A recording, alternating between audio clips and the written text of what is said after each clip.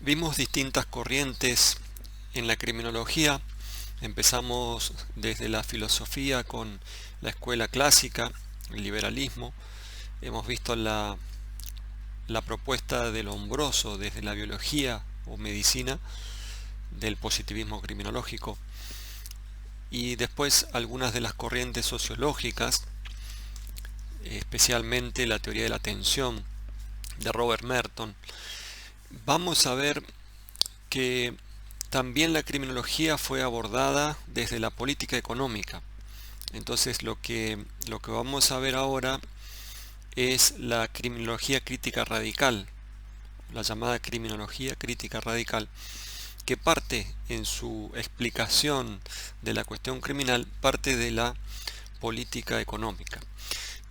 Es un cambio de paradigma y para muchos este sería un momento muy importante en la evolución del estudio de la criminología, porque recién a partir de ahora se va a estudiar lo que siempre debió estudiarse en el ámbito de la criminología. Si antes se estudiaba al delincuente o al delito sin preguntarse por los procesos de criminalización, estos autores van a decir que el error estaba precisamente en la omisión de preguntarse sobre esos procesos de criminalización. Es decir, se pasaron todo ese tiempo tratando de averiguar las características físicas del delincuente, si tenía las orejas así, o preguntándose por el concepto qué era el delito o por qué se cometían los delitos. Y en realidad la criminología siempre debió estudiar cómo se construye el delito en una sociedad y después cómo se aplica esa construcción social que es el delito por parte de los operadores judiciales. Entonces, esta propuesta de los autores de la criminología crítica radical, de algún modo ya se puede decir, había sido insinuada por los últimos representantes en la sociología norteamericana, fundamentalmente en la obra de Howard Becker, que al hablar del etiquetamiento, lo que hacía en realidad era denunciar la injusticia de que se etiquetaban solamente a determinados sujetos considerados delincuentes y no a otros. De manera que en algún sentido ya había una aproximación a lo que iba a ser este gran cambio de paradigma con la criminología crítica, que tiene por lo menos dos vertientes, así lo reconoce la criminología, o más, pero por lo menos dos. Una crítica limitada y otra crítica radical. Vamos a mencionar, como son muchos los autores, vamos a hacer hincapié o detenernos en la obra de uno de los mayores exponentes de la criminología crítica, que fue Alessandro Barata, profesor italiano, aunque también era profesor en Alemania del mundo, pero volvemos a Italia con el discurso de la criminología. Una obra de Barata del año 1982 que se llamó Criminología Crítica y Crítica del Derecho Penal se puede considerar como una de las más conocidas o reconocidas dentro de esta corriente de la criminología crítica radical.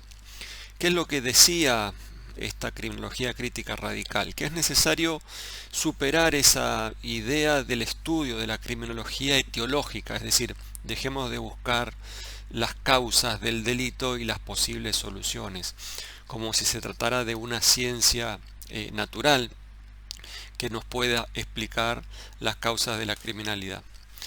Entonces, el delito no es una realidad ontológica, dicen estos autores, no es una realidad ontológica, no es algo que existe y que nosotros tengamos que ir a buscar.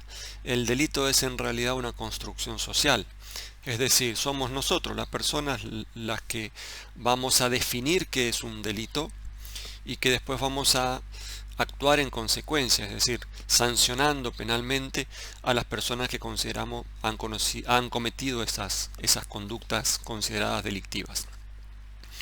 Pero en ese proceso de formación del delito, que se llama, a partir de ahora en la criminología se va a llamar proceso de criminalización, y que va a tener dos partes, lo que se llama la criminalización primaria y la criminalización secundaria. La criminalización secundaria es el procedimiento en virtud del cual las personas se ponen de acuerdo, no todas, y ahí está la clave, no todas, sino solo el sector que tiene el poder para participar en la formación de las leyes. Cuando digo esto no me refiero exclusivamente a los legisladores en un sistema democrático como el nuestro, sino a los sectores poderosos dentro de la sociedad. Los sectores que ejercen el poder dentro de la sociedad son los que deciden qué conductas van a ser consideradas criminales. Entonces se sancionan las leyes, códigos penales, donde se establecen cuáles son los delitos, la modalidad de comisión de los delitos, etc. Y en la segunda etapa, la criminalización secundaria, que sería la aplicación de esas leyes penales a los casos particulares. Acá es donde intervienen las agencias punitivas, es decir, el Poder Judicial, los jueces penales, la policía, las fiscalías, etc. En esta segunda etapa es la que se aplica ese derecho penal, esas leyes penales.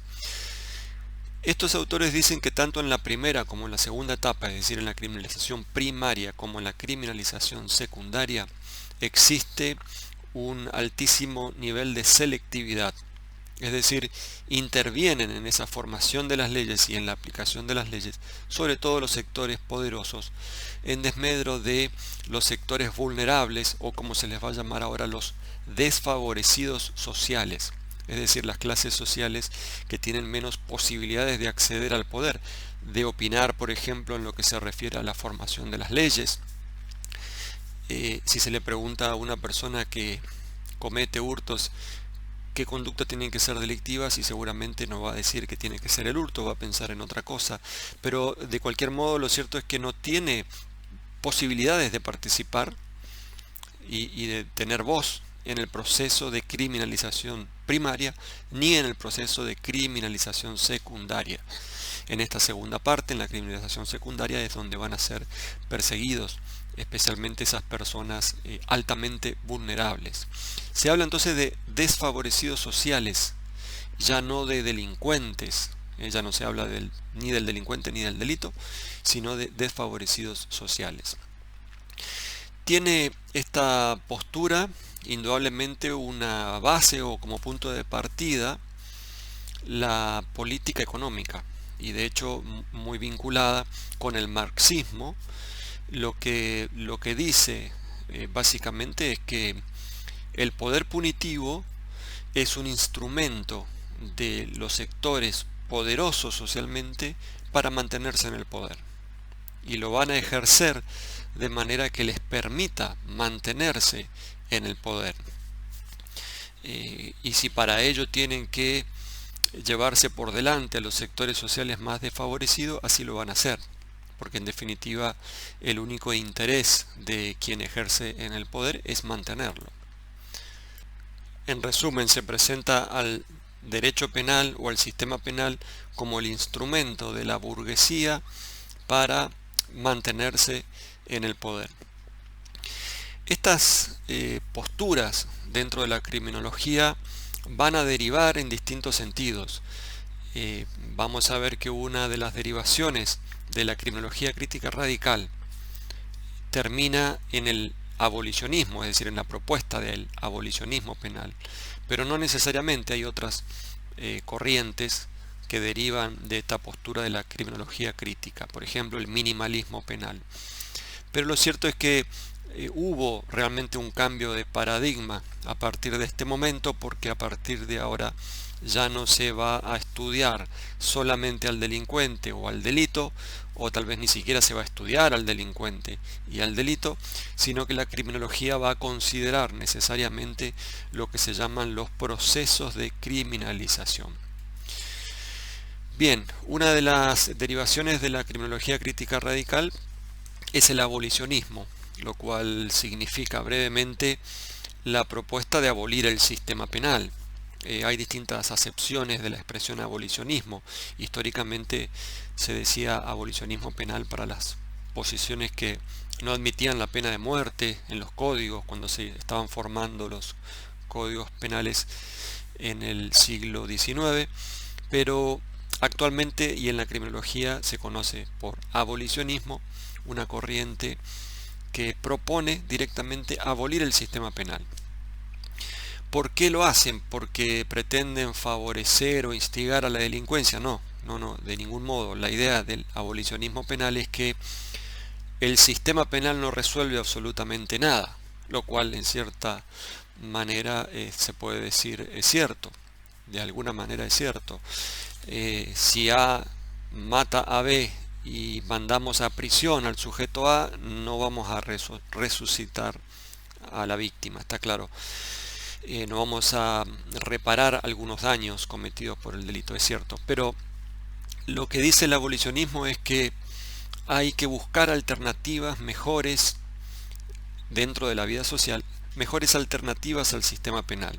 Son tantos los efectos negativos de la pena, lo cual también puede ser cierto, son tantos los efectos negativos de la pena que debemos buscar otras alternativas. Por ejemplo, el derecho civil, la reparación del daño, la conciliación, son propuestas mucho más positivas en el sentido de que van a traer mejores beneficios a la víctima especialmente y a la sociedad en general.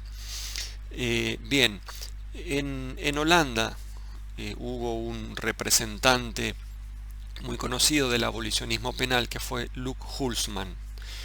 Hulsmann, mediante un ejemplo muy sencillo, pretendía convencernos de la conveniencia de abolir el sistema penal o de su propuesta de abolicionismo. Decía Hulsmann, imaginemos que en un departamento donde viven 3 o 4 personas, estudiantes, conviven, uno de ellos en un momento de nervios rompe el televisor que les servía a todos.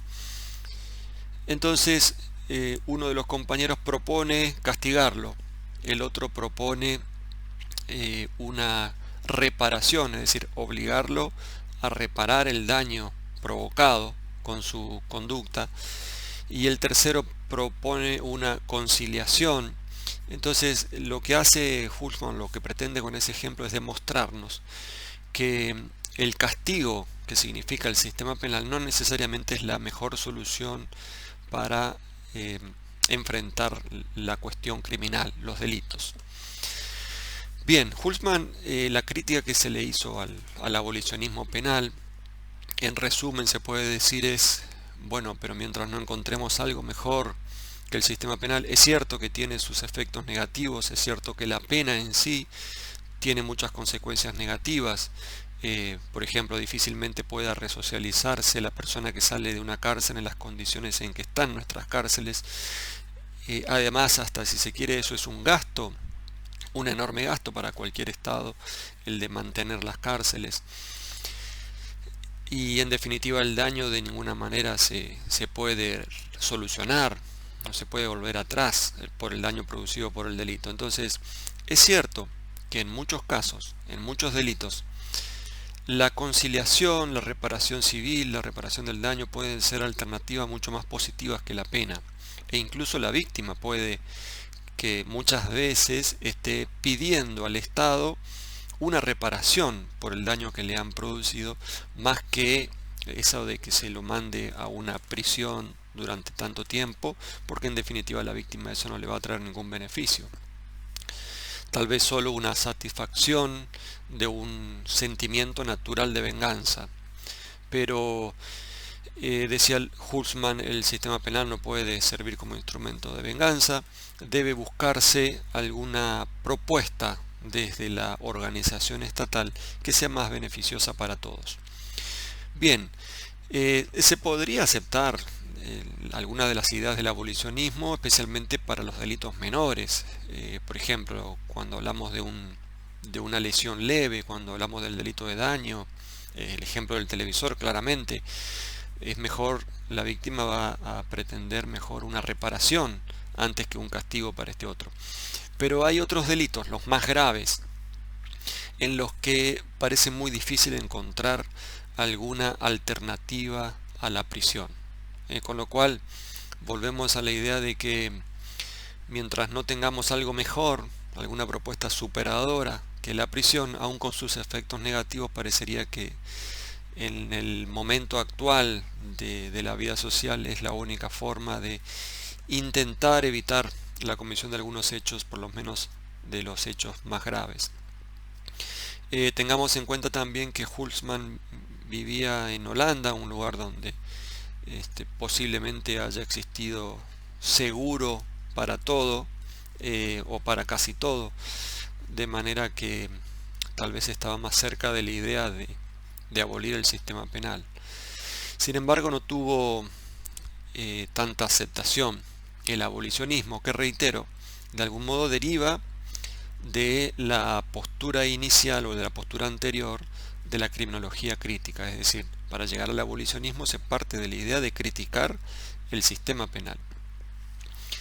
Bien, hubo muchos otros autores que propusieron también el abolicionismo penal.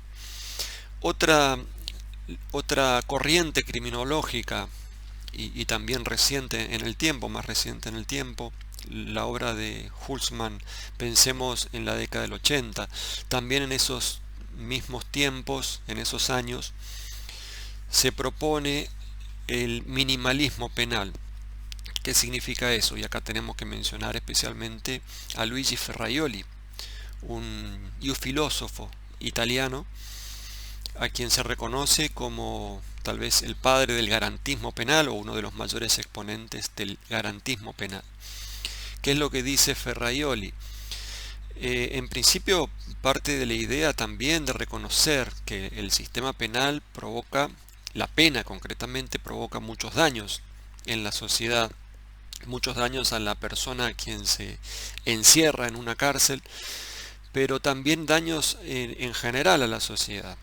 El sistema penal no solamente tiene penas lícitas, sino también penas ilícitas.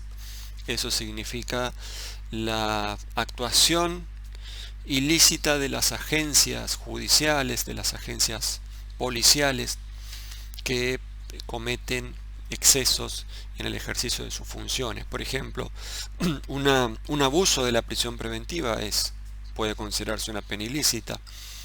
Las lesiones, tormentos que puede provocar algún personal policial en el desempeño de su función también se puede considerar una pena ilícita.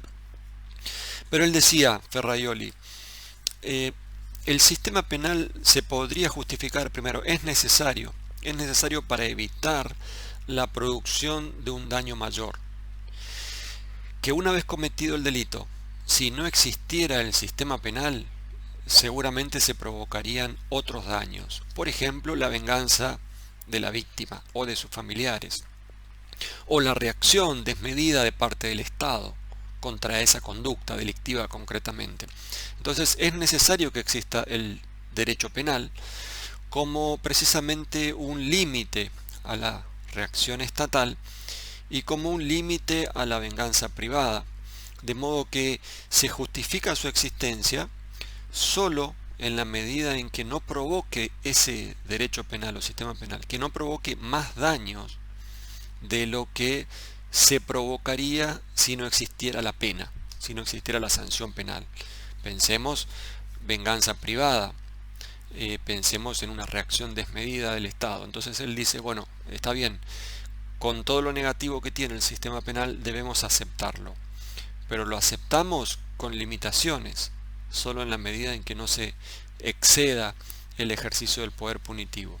Y ahí es donde propone una serie de principios, las garantías, en definitiva, garantías del derecho penal y garantías para el derecho procesal penal.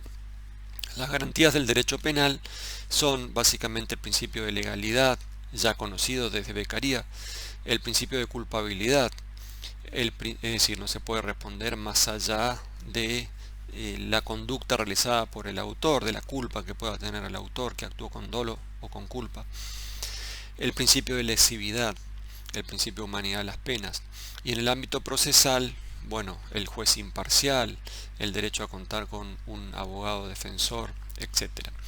Entonces todo este catálogo de garantías que Ferraioli lo expone en distintas obras, fundamentalmente en su obra monumental que se llama Derecho y Razón, serían los límites al poder punitivo y la única manera en que se aceptaría la existencia del sistema penal. Pero fíjense que de algún modo parte de una crítica a los procesos de criminalización, ella no va a preguntarse como Lombroso cuáles son las causas del delito, no, empieza preguntando o cuestionando el proceso de criminalización primaria y secundaria, y a partir de ahí no llega a las mismas consecuencias que los abolicionistas, no llega a decir, bueno, hay que suprimir el sistema penal y vamos a buscar alternativas en el derecho civil, sino que dice, mantengamos el sistema penal porque no nos queda otra alternativa, pero tratemos de darle límites racionales, tratemos de ponerle limitaciones a ese ejercicio que de otra manera va a ser un ejercicio desmedido. Esto en resumen es el punto de partida del garantismo, ¿no? Del garantismo penal. Y fue sostenido, bueno, obviamente por muchos autores, por una enorme cantidad de pensadores en la materia. Entre otros en Italia también por Pavarini, otro reconocido criminólogo. Hay otras ideas, otras corrientes criminológicas que no podemos abordar por cuestiones de tiempo. La idea era tener un panorama muy general de lo que son las corrientes, las principales corrientes criminológicas, pero no podemos dejar de mencionar entre las propuestas en la criminología, por ejemplo, a Michel Foucault. Foucault, entre muchas otras obras en Vigilar y Castigar, hace un análisis de la cuestión criminal desde la filosofía totalmente revolucionaria, digamos. En resumen, lo que dice es que se usa el sistema penal para controlar a toda la sociedad en general, no solamente a los presos, a partir de la idea del panóptico de Jeremías Bentham. Este Bentham había ideado un sistema de cárcel, un sistema edilicio de cárcel, en el que el guardia desde la mitad podía controlar a todos los presos, de modo que ellos no lo vieran, entonces no saben en qué momento lo está controlando. Eso es el panóptico de Bentham. Foucault hace un traslado de esa idea a la sociedad en general y lo que dice es: estamos siendo controlados por el sistema penal en todo momento. En el ámbito de la psicología también, por ejemplo, hubo propuestas en la psicología, y una de las obras más importantes en este punto es la de Freud, El malestar en la cultura. También ahí, en El malestar de la cultura, Freud, fíjense, un psicólogo, ha tratado de dar una explicación a la cuestión criminal cuando habla de las pulsiones del ser humano y las formas de atemperarlas o no. En resumen, hay propuestas para la criminología desde distintas disciplinas, por eso decimos que es una ciencia o saber multidisciplinaria, que se abordó desde distintas materias. Hemos visto filosofía, política económica, desde la sociología, desde la medicina. En definitiva, se ha discutido mucho y se sigue discutiendo sobre la cuestión criminal. Muchas veces sin mucho conocimiento, sin muchos fundamentos. Y vamos a hablar de eso en un próximo video porque tenemos que dedicar especial atención ahí a lo que se llama la criminología mediática.